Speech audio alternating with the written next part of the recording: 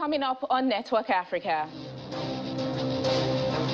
Clashes reported between armed men and security forces near Ethiopia-Kenya border.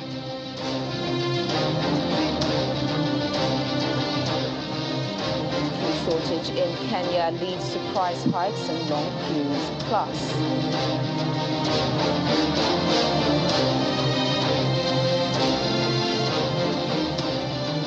South Sudan President and Vice President agree to resume peace talks.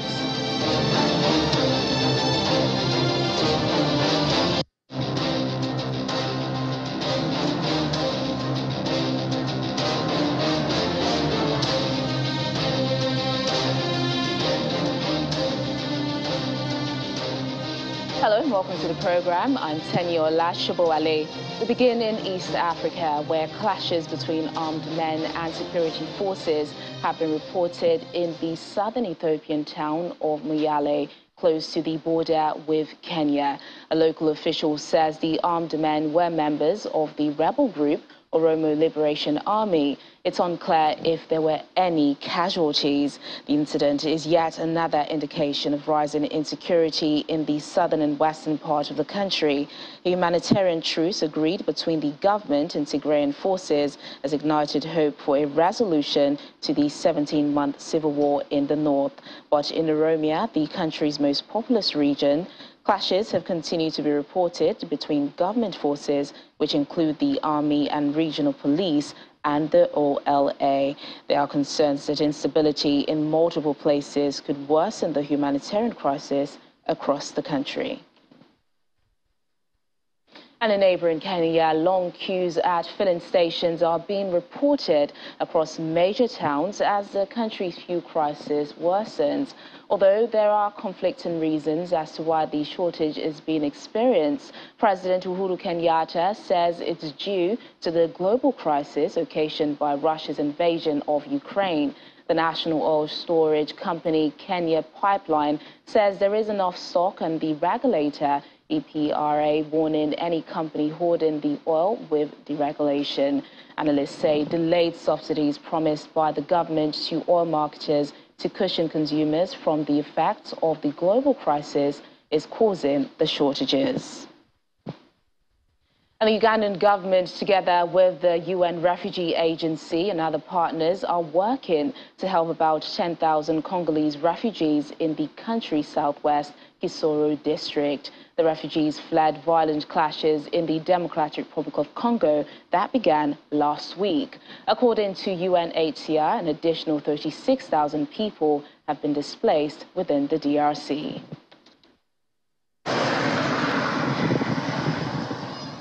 Thousands of children, women and men have arrived from Rutshuru territory in the Democratic Republic of Congo, some 8 kilometers from the Bunagana border crossing in Uganda's Kisoro district. In addition, nearly 36,000 people have been displaced within the DRC. Most are being accommodated by host families or in markets and schools. It was early in the morning, around 7 a.m., when we heard gunshots. We had to run, but I'm disabled, and it was very hard for me to keep up. Security conditions are making it difficult to reach those affected, but a task force led by the UNHCR and the World Food Programme is working to deliver humanitarian assistance. Thousands of people were driven from their homes after the M23 rebel group attacked army positions near the border with Uganda and Rwanda. Heavy fighting started on Sunday, March the 27th, and by Tuesday, the rebels had moved into the city of Kabindi and were nearing the area's local administrative seat, the town of Rutshuru. The group seized large swaths of territory during an insurrection in 2012 and 2013 before its fighters were chased into neighboring Uganda and Rwanda by United Nations forces. M23 fighters have since come back to wage attacks, including one in the same part of Congo in November. Currently, Uganda has closed the Bunagana border to trade, but is allowing asylum seekers to enter the country. Some asylum seekers are using irregular border crossings. There are also many unaccompanied children, older people, and wheelchair users among those fleeing the violence. Most of the new arrivals are sheltering in or around the market and elsewhere in the community.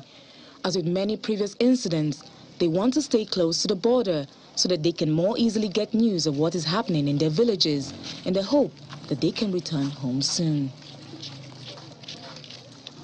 Back here in Nigeria, following attacks by bandits in some parts of Katsina State, the Akwa Ibom state government has evacuated 34 of its indigents who were stranded. The victims who arrived the state over the weekend were received by the Commissioner for Women Affairs and Social Welfare on behalf of the state government. Exhausted but safe, these Akwa Ibom state indigents who are displaced in Katsina State following attacks by bandits can finally heave a sigh of relief now that they've been safely evacuated back home by their home state.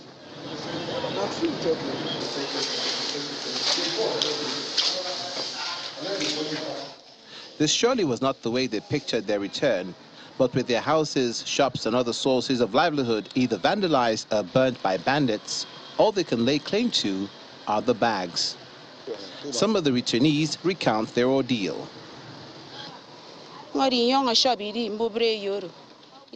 I'm from Ikono local government area, but lived in Jibia in Katsina. My shop and home were razed by arsonists who attacked the community at night, killing several people in their sleep. We got back home and started hearing loud shouting at night, and we all started running for our dear lives. All I could take from the house are my children and a few clothes. Luckily for us, we were escorted to the IDP camp by soldiers. We were, however, linked to the president of the Akwa Ibom community in Katsina by a fellow indigent in the camp. Instrumental to their safety is the president of the Akwa Ibom community in Katsina and a lecturer in the Department of Mathematics, Federal College of Education, Katsina State. Another group came again from Danja local government. I got a distress call from our members in Batsari, Danja, Dammusa and other local government areas that their houses and shops were being attacked, so I quickly mobilized them to safety in my house. When some of them arrived, they had nothing because they had lost everything to the crisis. The community had to raise money to get them clothes and other items. We later reached out to the state government for assistance. We're happy that the governor has intervened. The Commissioner for Women Affairs and Social Welfare says the state government has made adequate arrangements for them. They traveled all day, all night to be here this morning. So right now, His Excellency had made arrangements for them to be taken in today, relief materials handed over to them, which we will do, and immediately we start reintegrating all of them because they are from Akwa Ibom. But before we do that, we will interface with them, interview them, counsel them before we take them to where they belong, and also garner support from where they come from for them. As they try to pick up the pieces while camped at the Women Development Center in the state capital, the multifaceted effects of insecurity in the Northwest and the nation at large is once again brought to the fore, perhaps another motivation to find a lasting solution. The United States has expressed concern over a report that many people had been killed in central Mali last week. It said in a statement that there was some conflicting accounts on the reported massacre, blaming the Russian Wagner Group for many civilian deaths, while others pointed to the Malian armed forces targeting violent groups. The State Department said there was a need for the Malian transitional authorities to allow impartial investigations into the tragic events. Mali said over the weekend that it had killed more than 200 combatants in an operation between the 21st and the 31st of March. It came amid allegations on social media that dozens of civilians had been killed. South Sudan President Salva Kiir and his Vice President Riek Machar have agreed to resume talks about integrating their rival forces under a unified command after weeks of escalating conflict. Kiir and Machar's forces signed a peace agreement in 2018 that ended a 5-year civil war. but implementation has been slow and the opposing forces have clashed frequently over this agreement about how to share power. At a signing ceremony, both parties recommitted to agreeing to abide by the previous ceasefire and speed up the integration of their forces. And South African President Cyril Ramaphosa has announced Fanny Masemola as the country's new National Police Commissioner. This after his predecessor, Kehela Sithole, left the hot seat after nearly 5 years, marred by excessive infighting and scandals that further tarnished the South African police service. South Africa's crime statistics were announced in February and saw a 3.3% decrease in total crimes, but the new police commissioner comes into the position at a time where violent crimes such as murder and attempted murder are up by 9.2% and 3.5% respectively. Speaking after his declaration ceremony, Commissioner Masemola outlined his plans for his new role, saying he will use his vast experience he gained through the years back in service. I indeed assume this ultimate top position and leadership role during a challenging time where public trust and confidence in the police has gone low. Therefore, the immediate demand for my priority this afternoon is to build and strengthen the community police relations and subsequently change the prevailing negative public perception, as well as the need to work on both the morale and the integrity of our members, who ultimately have a constitutional duty to serve and to protect our communities. We will also intensify our efforts to reduce the prevalence of cash in transit, which time and again raises ugly head. The President, during his address, reiterated that attention must be given to the re-establishment of community police forums, which we will make it a priority across the country. In wrapping up, let me once again reiterate my commitment to ensuring the safety and security of the residents and visitors, as well as investors in our country, South Africa. I'm looking forward to strengthening the relations with all sectors of society, including international stakeholders. And details are emerging about the destruction caused by last week Friday's massive fire that gutted down the main open-air market in ALGERIA, the capital of the self-declared Republic of Somaliland. A commission set up by the local administration says the fire may have destroyed properties worth more than $1 billion. The cause of the fire has not been established. Trade at the Wahid market was the lifeline of hundreds of thousands of low-income families in the region. It also served people from Ethiopia, Djibouti and some parts of Somalia, and it's thought to be the third largest market in the Horn of Africa. World leaders, including British Prime Minister Boris Johnson, have promised to support rebuilding efforts. Algeria's President Abdelmadjid Tebboune has pardoned more than 1,000 prisoners to coincide with the holy month of Ramadan. In a statement, his office said an additional 70 protesters from the pro-democracy Iraq movement who are awaiting trial for public order offences would be offered clemency. Among those released was a rights campaigner, Zaki Hanache, who was arrested in February for allegedly promoting terrorist acts and spreading false news. The Iraq protests rocked major cities in Algeria starting in early 2019, forcing longtime President Abdelaziz Bouteflika to step down months later.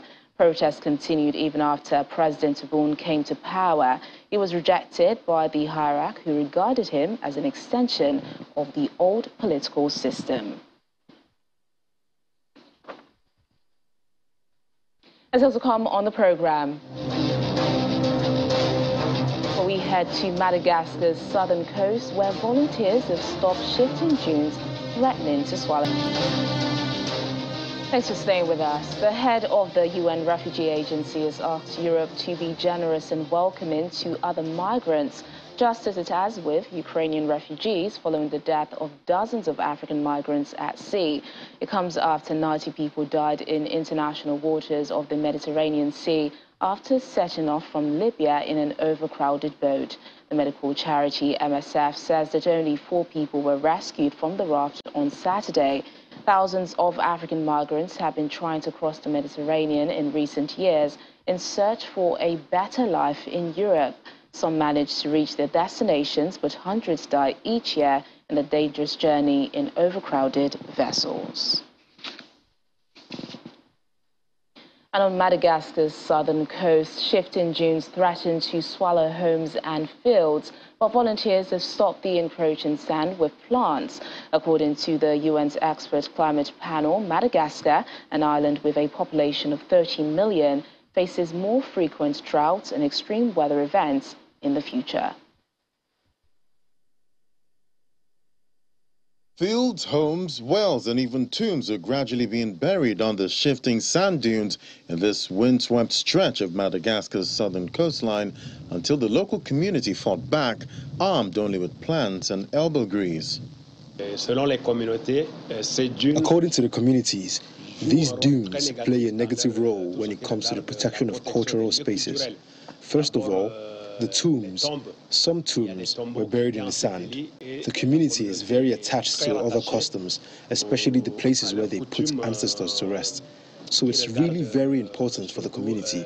They also spoke of the dunes, burying agricultural fields. FOCAP is a part of the southern Androy region, where a shortage of food caused by 4 years of drought has made more than 1 million people dependent on food aid from the WFP. But while emergency food parcels play a vital role in helping the population get through the current crisis, Mbena Sem said it was crucial for communities to plan for the future and find ways to build up resilience. At FOCAP, the efforts of the local community are already being rewarded. Citing the income from the sisal plants, the protection of wells and fields that had been at risk of disappearing under the sand, and the preservation of tombs, which are an important focus of many cultural traditions. The wells were about to be buried. These are the only wells that provide water to the surrounding villages. Some people come here to get water. The cattle also drink there. The WFP provided most of the plants as part of a project to help local communities build long-term resilience against weather-induced problems. The system comes from the villagers. We did not come up with this technique. They know that the land covers the ground. They bring humidity. In addition to the lalandas known to local residents, the agency contributed filao and sisal plants, species that also do well in arid conditions. Sisal has the added benefit that it can be used to make ropes, carpets or roofing, providing a source of income to the community. The buildup of the sand dunes started becoming a problem in the area roughly a decade ago due to drought and an increase in strong winds, partly linked to the El Nino climate pattern. And climate scientists warn things will only get worse. Let's head back to Uganda now, where the government is working to help about 10,000 Congolese refugees in the country's southwest Kisoro district. Well, the refugees had fled violent clashes in the Democratic Republic of Congo that erupted last week. Ugandan journalist Halima Athmani is in Kampala. She joins us now for more. Halima, thank you so much for joining us on the program. Thank you for having me. With thousands of refugees already in the country prior to this latest violence, speak to us about the humanitarian response and how the government is handling this. Well, as you're aware, the government of Uganda has over 1.5 million refugees from the region. And among them, of course, are people from the Democratic Republic of Congo. 7 days back, we heard about the fighting that erupted in the areas of Shunzu and Runyoni and Rushuru, actually, in the DRC, which is very close to the Ugandan border. And when they came in, the first respondents always, of course, are the Uganda Red Cross, who go in and then, bring them in different transitional areas. And one of the districts, this particular district is Kisoro district. The numbers were high, but you should not forget that, there are already settlement camps in this district. So what the government really does is gather the refugees, register them, test them for COVID. And I think the same week they actually did get also COVID vaccinations. And those who allowed or agreed to settle in Uganda for the meantime temporarily was taken to the Nyaklande settlement camp. Otherwise, many of these refugees actually resolved to go back home. But this is not the first time. In December, if you recall, when another clash broke out by the M23 against the government, there were also about, I think, 5,000, 6,000 Congolese refugees who ran into Uganda.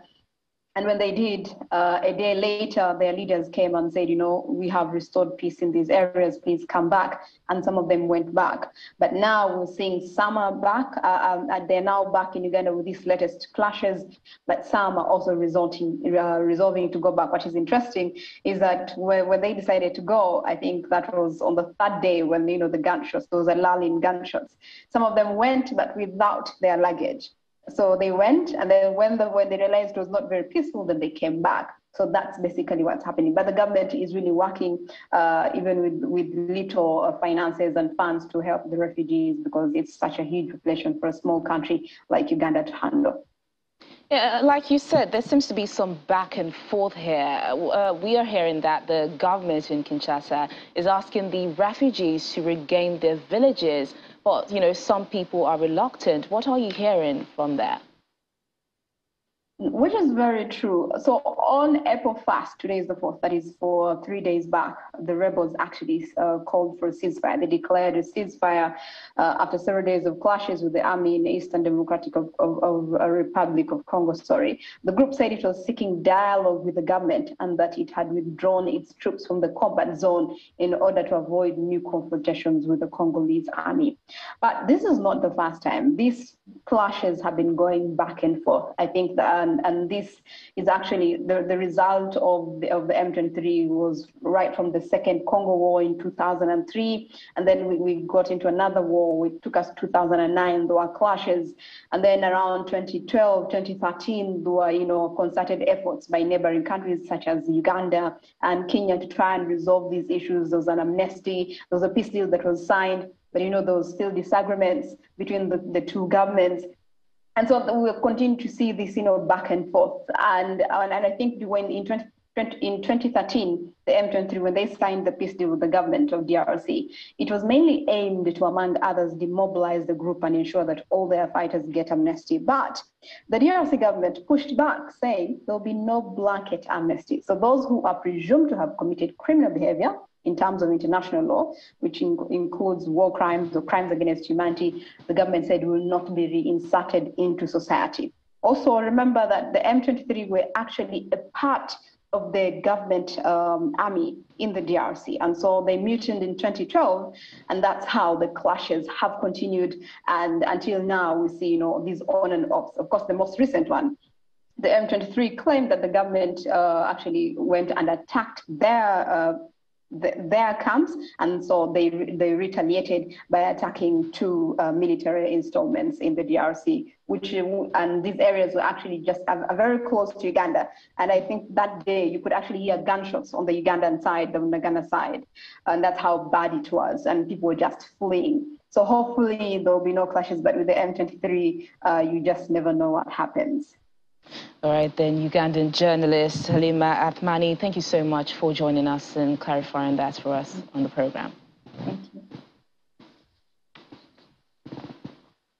And our young girls from several rural communities in South Africa are creating a chance to get a feel of what it's like to venture into the aviation sector. Well, it's all thanks to South Africa's first black female helicopter pilot to fly for the South African Police Service. Take a look. My first week, I had this huge overall, the male overall. It looks like a onesie, like, a kid with a onesie and the thing here, because it was so big, because it wasn't made for, for females. Meet Refilwe Ledwaba. She's South Africa's first black female helicopter pilot for the police service. It's been a journey for the 40-year-old who first had eyes for the medical profession after bagging a degree in biochemistry. It was only after I finished university that, due to a whole lot of circumstances, I ended up in an airline as a cabin attendant. And that's when I started getting, exposed to the aviation industry even more and understanding what it was. So that initial flight, that ignited that initial interest. And when I started working for an airline, and I found this fascinating career, and I thought, I can fly, I can go to the front instead of being at the back. So, that's where it pretty much started. With over 20 years of practice as a helicopter and fixed-wing plane pilot, as well as a flight instructor, Refilwe is looking backwards to groom those who will fill her shoes with her Girls Fly Program Africa Foundation. So we wanted to create, initially sort of a similar platform where young women can see other women that look like them doing, a career like that. Number two, information as well is important. From a very young age, they know that aviation or space industry is a career choice for them. We joined this year's camp for flight simulation tour. Right. More. Pressure. Okay. No left. Yeah. This is the first time that I'm doing something like this, so I'm excited. It's the first time. I don't even believe it. Being in the simulator was very exciting but nerve-wracking at the same time. I have never ever been in a flight before. This was literally my first experience. This experience was extremely mind-blowing. Very interesting, but also mind-blowing. More than 100,000 young girls, mostly from rural communities like Refilwe in Botswana, Kenya, Cameroon, and South Africa, have participated in this pipeline program, which comprises schools' outreach programs, as well as experiential workshops and camps like this. Refilwe says there are success stories to show. We've got aeronautical engineers that are in the workplace. We've got young girls that are doing masters in aeronautical engineers in the UK. We have girls that have become air traffic controllers. So there are a lot. And if you go on our website, we actually profile them, where they are and what they're doing, to tell the story. The Girls Fly Program Africa also mentors boys on their schools' outreach programs. But Refilwe believes that for Africa to be even greater, there must be a deliberate focus on girls to change mindsets, even theirs, on what's possible. And that's the program today. Thank you so much for watching. I'm Tenyo Lash Shaboale. Bye for now.